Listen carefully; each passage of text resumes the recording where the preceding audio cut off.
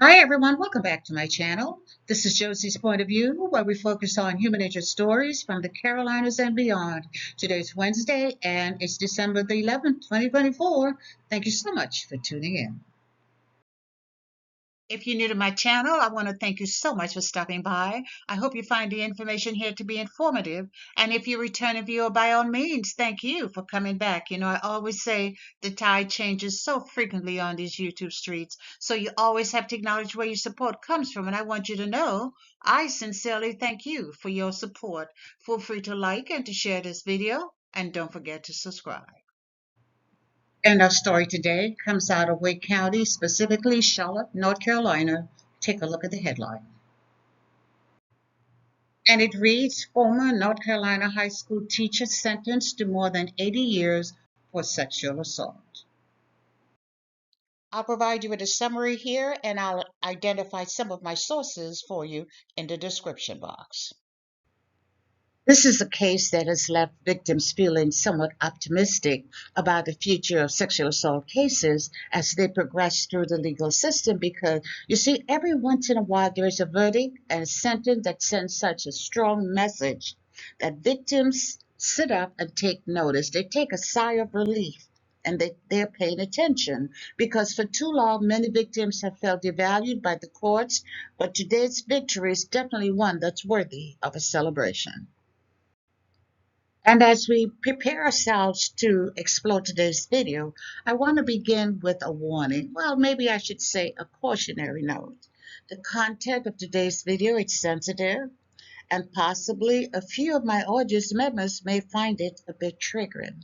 Well, if you fit into that group, I want to encourage you to log off at any time and keep in mind that you could always return at a later date and pick up where you left off. And our focus today is on this man, 38-year-old Joshua David Becker, a former elementary school teacher in the Charlotte-Mecklenburg area. Well, he recently pled guilty to the kidnapping and brutal sexual assault of a young woman, a stranger he encountered on a North Carolina street approximately 2.5 years ago. And because of that guilty plea, he will spend the rest of his life behind bars. So let's take a look at what has been reported about this incident. It was the night of June 13, 2022. A young woman identified as a doctoral student at a major university. She was simply walking on the streets of Charlotte when she was attacked from behind, brutally beaten, and sexually violated. And when the predator had satisfied his urges, he kissed her on the forehead, said, "Kiss on the forehead, good night," and then he simply disappeared. The woman was treated at a nearby hospital for her injuries and the police was notified.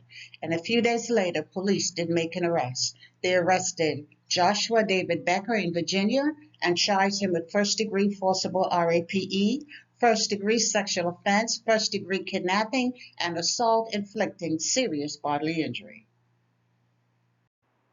Needless to say, Becker initially denied any involvement in the alleged sexual assault. However, he did acknowledge that certain events were blurred because of his level of drunkenness that night. But there were several people who helped to confirm the suspect's identity. First, I'm sure there was the reports from the witness, the victim herself, then the recollection of the bartender. He told police that Becker left the bar. Becker had been at the bar. He left, and when he returned, his appearance was a bit disheveled. Whatever else he said, we don't know because that information on the transcript was very limited. But after leaving the bar, Becker took an Uber driver, and the Uber driver recalls hearing Becker on the phone speaking with someone and telling that individual, quote, "I got her good," unquote. So it's kind of amazing what happens when you're drunk. You say you kind of reveal stuff that you probably wouldn't do when you're sober. But Becker did reveal that he had done something to a female. And then there was the information from the home surveillance camera. So police were able to see what happened to Becker when he returned home that night or that morning. Now, the wife, I guess he was married at the time, but the wife did release a copy of the home surveillance video to the police, and they were able to see for themselves how he behaved. His wife said he was acting as if nothing happened, and that night before going to bed, he kissed her on the forehead and says, "Kiss on the forehead, good night." And those were the exact words reported by the victim that he said to her after the brutal sexual attack. And so he remained in jail for a very long time while he worked with his attorney to either go to trial or to enter a plea.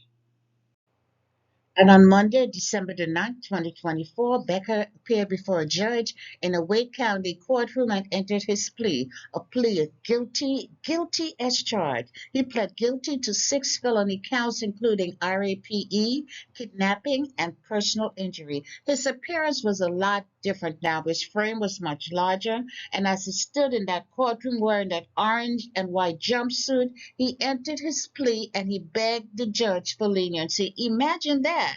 The same way his victim was begging him not to hurt her and not to take her life, he was now standing in front of a judge begging the judge to go easy on him. Becker spent less than 5 minutes apologizing to his victim, and he blamed the entire incident on a night of drinking with a relative. Now, the victim who was in the courtroom that day did have an opportunity to speak to the judge. This was her opportunity to tell the judge about the horrific encounter with Becker in June of 2023 and the horror she experienced at the expense of a man she did not know. She spoke about him coming up behind her, grabbing her in a chokehold, forcing her to the ground, beating her repeatedly, and dragging her into the nearby woods where he sexually assaulted her. The brutal assault lasted over an hour, she recalled. She relived the experience as best she could and spoke about her injuries. The victim told the judge that even though the physical wounds had healed, the emotional wounds would remain with her for the remainder of her life. And the judge could not hold back his anger. He looked at Becker, he looked straight at him and called him a monster. The judge said this case represented the worst sexual assault case he had ever encountered, especially from a stranger. He called Becker the scum of the earth. Those are my words, not his. I'm paraphrasing here. But the judge did tell Becker he hunted that woman down like an animal and then he violated her in the worst possible way.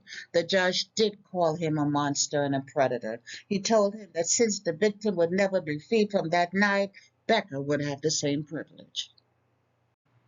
And the sentence Becker received was definitely reflective of the monster that he really is. The judge sentenced him to 20 to 29 years for each of the 6 guilty offenses, and the sentences will run concurrently. So the actual sentence is between 120 years to 174 years in prison. Let me make it clear that's 120 years minimum and 174 years maximum. Joshua David Becker will never again see the light of day. Now, I read several news sources on this case before actually reviewing the transcript, and they all were saying that his sentence were over 80 years. Well, let's be clear. Yes, it's over 80 years, but let's call it for what it is. It's between 120 years to 174 years in prison. So another dangerous predator is off the streets of North Carolina for good, and that's a reason to celebrate.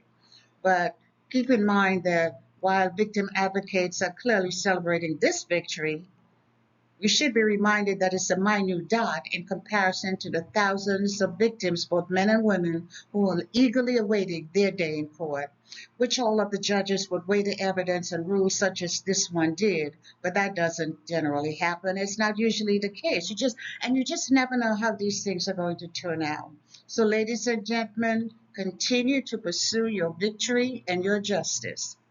Maybe your celebration is just around the corner. And that's all I have for you right now, but feel free to leave me a comment below and let me know what you think about this video, and by all means feel free to like it and to share it.